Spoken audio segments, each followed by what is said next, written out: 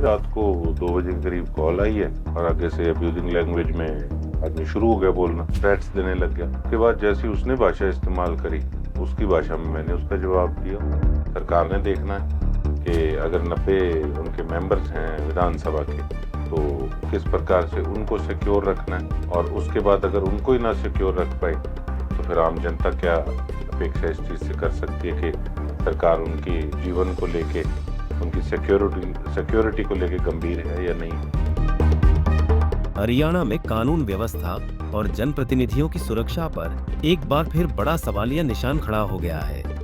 दरअसल सिरसा से विधायक गोकुल सेतिया को बीती रात एक बार फिर फोन पर अज्ञात शख्स के द्वारा धमकियां दी गई।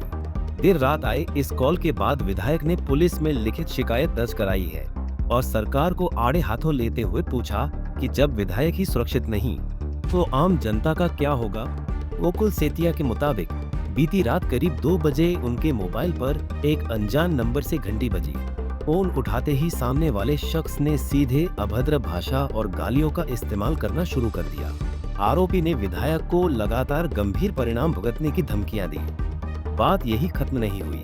विधायक ने बताया कि उसके बाद एक के बाद एक लगातार 3 बार फोन आए। शुरुआत में विधायक ने संयम बरतने की कोशिश की, लेकिन जब पानी सिर से ऊपर चला गया तो उन्होंने भी धमकी देने वाले को उसी की भाषा में करारा और सख्त जवाब दिया।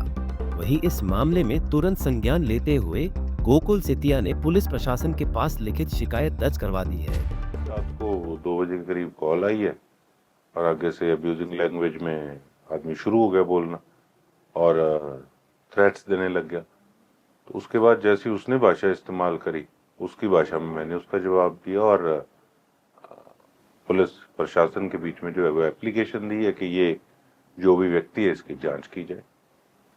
सर, आपने सवाल भी उठाया है पुलिस प्रशासन पर भी, रात को सो जाते हैं, रात को फोन नहीं उठाया जा रहा है, क्या कहेंगे? नहीं, SHO साहब चेंज हो गए एक्चुअली, तो वो कई बार बीच में से उस तरीके की चीजें हो जाती है। मुझे सुबह पता लग गई थी और SHO साहब ने बकायदा आज सारी जो है वो रिटर्न में स्टेटमेंट ली है। मैंने बगैर किसी नाम के फोन नंबर दिया है कि ये इस नंबर से कॉल आया और इसने इस प्रकार से भाषा का इस्तेमाल किया और मुझे थ्रेट देने का काम किया, और जब दूसरी तीसरी कॉल थी फिर उसी के शब्दों में मैंने भी उसका जवाब दिया। सर देखिए, अब ये तो सरकार ने देखना है कि अगर 90 उनके मेंबर्स हैं विधानसभा के तो किस प्रकार से उनको सिक्योर रखना है, और उसके बाद अगर उनको ही ना सिक्योर रख पाए तो फिर आम जनता क्या अपेक्षा इस चीज से कर सकती है कि सरकार उनकी जीवन को लेके, उनकी सिक्योरिटी को लेके गंभीर है या नहीं। विधायक जी, आपको पहले भी थ्रेट मिली थी, उसके बाद आपको सिक्योरिटी भी मिली है, लेकिन उसके बाद इस तरीके की धमकियां फिर से मिलना किस तरीके का संकेत दे रहा है? नहीं, ये कोई इसमें कोई वो क्या कहते हैं, ये तो तफ्तीश करेंगे तो पता लगेगा कि क्या मामला है। अब ठीक है, पॉलिटिशियन है, प्यार करने वाले भी बहुत होते हैं, ठीक है, उन्होंने भी प्यार दिया, फिर मेरे से भी बाद में प्यार लिया फोन पे, ठीक है, हमने अपना काम किया।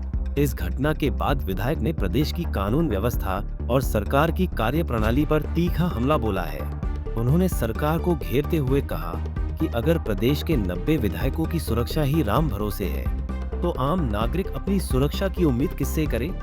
कानून का इकबाल लगातार कमजोर होता जा रहा है।